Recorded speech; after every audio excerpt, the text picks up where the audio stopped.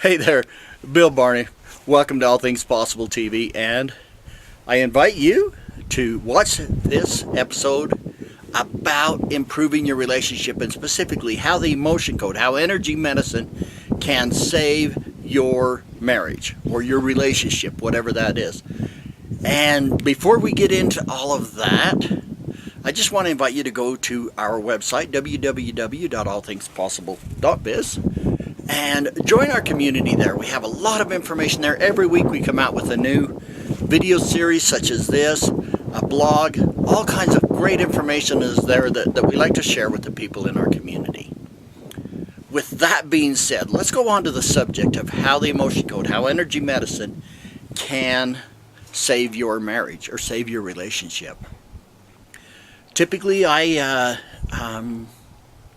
have a lot of people that will come to me who are tired of or have not got good results by going to a therapy, marriage counseling, a counselor, things like that, or maybe even the other partner refuses to participate.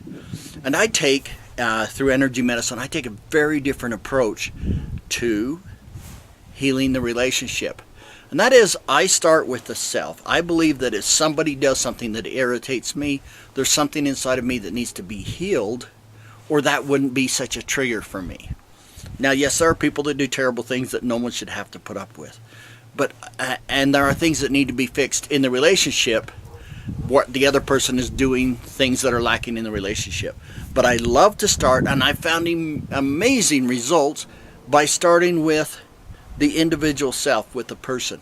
We get so much programming, so much baggage that we bring into a relationship. And even if we grew up in a fairly normal home, we haven't had other relationship, divorce, failures, things like that, we can still have a lot of baggage. I don't think anybody comes into a relationship without some kind of baggage.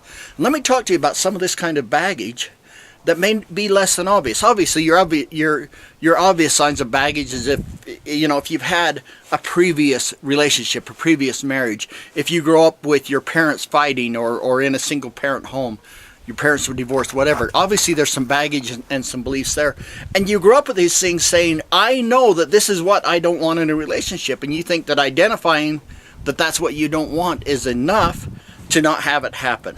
But there is internal programming on your subconscious mind. We are programmed from the time we are first aware as very small children by our experiences, the things that we observe, the things that are said to us, and yes, even the things we perceive, where we may go back to talk to somebody else that went through the same situation and they're like, I didn't see it like that. But our perception becomes our reality. And we start taking on beliefs, ideas and feelings and emotions about a relationship, what a marriage is supposed to look like from the time we're very young, by observing our parents, by observing other people around us, by experiencing that. When we watch TV shows and you see all these people running around with different partners and there's no fidelity, that becomes programming in our subconscious mind, because especially as a young child, you're not judging this is good or bad. It's what happens. That's why little kids believe in the Easter Bunny, because we tell them and it's just a natural fact. And all this other programming goes in the same way. I like to work with people to heal within themselves first.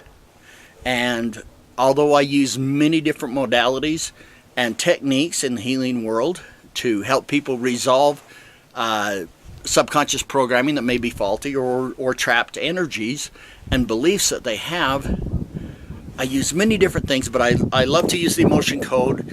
And for today's purpose, I want to just focus on the emotion code to show you how that can be done.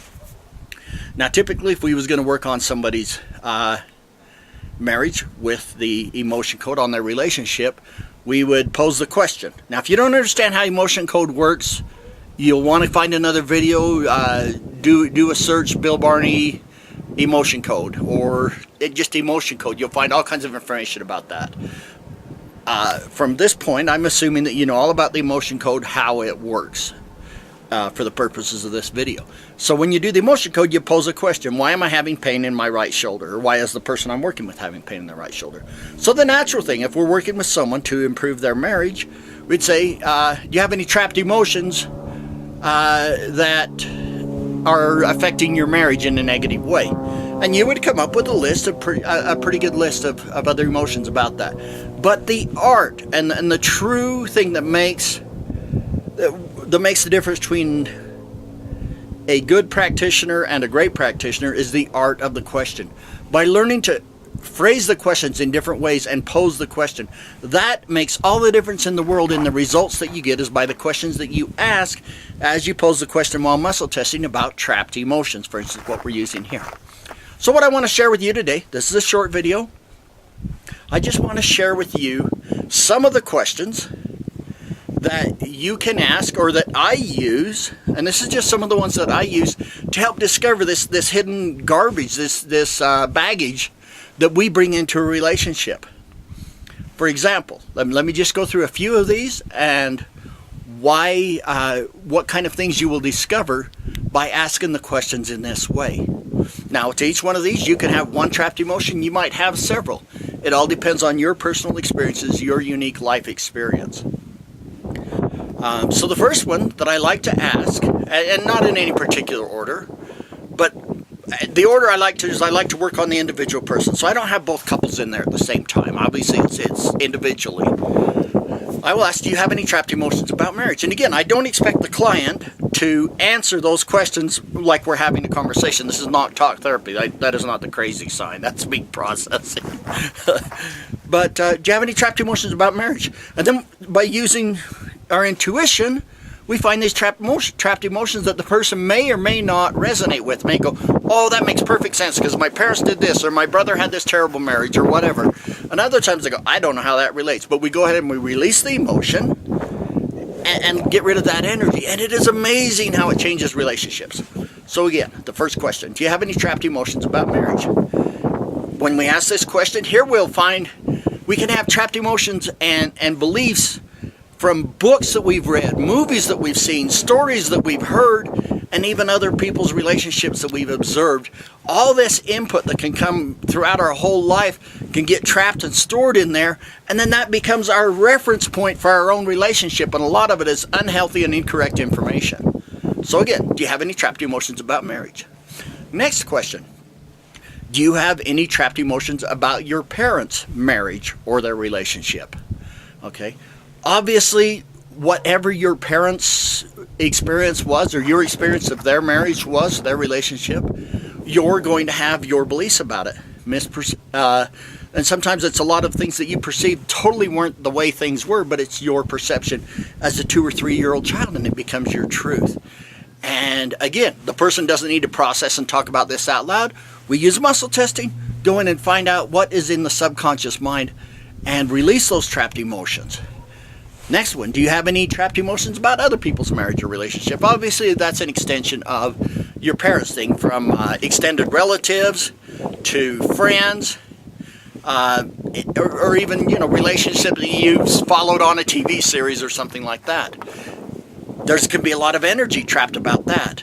And again, that will affect the current relationship or any relationship that you're in. The next one, do you have any trapped emotions about love? Again, what kind of books have you read, or what have you picked up from books you've read and movies that you've seen?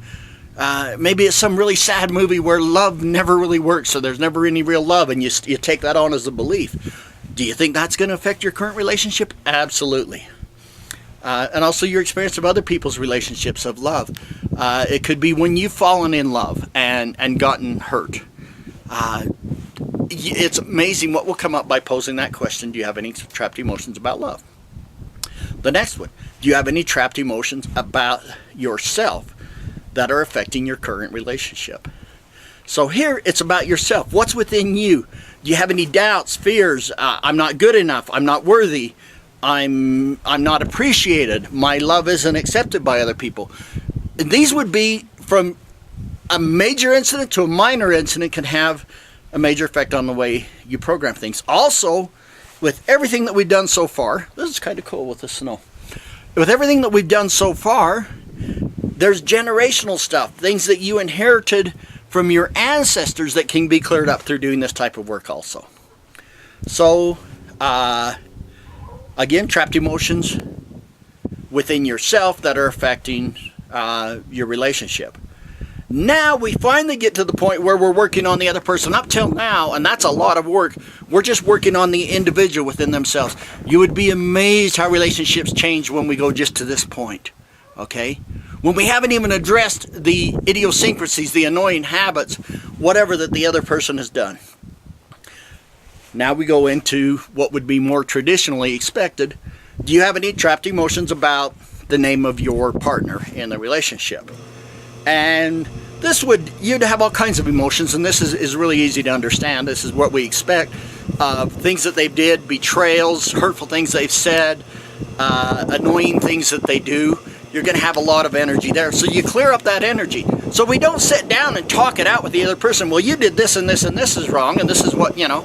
You just heal it within yourself, and you'd be amazed how often the other person will stop the behaviors once it's not an issue with us, without ever even bringing it up as a big deal to them. And then here's another thing that you might not think to go there, is do you have any trapped emotions about blank? And then you ask that question for each child or stepchild in the relationship, okay? You would be surprised how often a difficult or even a rebellious child, and there's a lot of energy tied up with those kind of relationships. You'll be surprised how often that affects, because it's all part of this primary marriage or relationship that you have. So that can be a big deal too. Also, in-laws. Do you have any trapped emotions about your father-in-law, about your mother-in-law? Of course, name them by name. Or name those other parties that are affected in the relationship. They affect it. Again, things that you wouldn't normally think of that have a very significant result on how well your relationship works. I'd just like to, today, I just want to share this part with you. Yes, absolutely. There's a whole lot of other techniques and processes and things that we use, that I use when I help a couple to improve and save their marriage. But this is a key part, and I want to share that information with you out there. If you're an emotion code practitioner and this can use it and help you, blessings to you. Use it. Heal the world. If you would like help for yourself, I would love it if you would go to our website and contact, send an email to me through the website and say that you'd like to get a phone consultation. Request a phone consultation where we can set a time on the phone, talk about your situation and how the work that I do can help you. I'd love to work with you. Just simply send out a request, okay?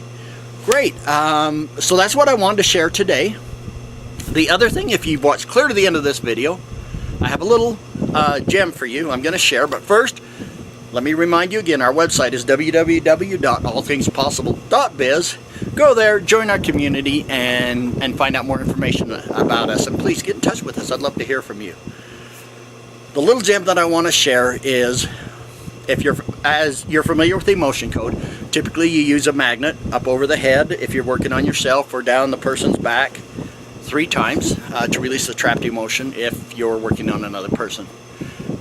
Obviously there's little things that are different. If it's an inherited trapped emotion, it's more and such. You know about that. But I have just recently, within the last couple of weeks, discovered a new release and processing technique that instead of using the magnet, I'm using this new technique now, and it is like supercharging the emotion code. It's been incredible, the results I have gotten on top of what I am used to getting by using the magnet for release. When you schedule a full regular session with me, I would be glad to teach you that new technique, and it works for so many other things other than just releasing trapped emotions. So have a great day. I'm glad you joined us here today and was able to watch this video. Please click like and leave a positive comment, a nice comment in the comments below, and join our channel. We'd love to have you become part of our community. Thanks. We will see you later. Bye-bye.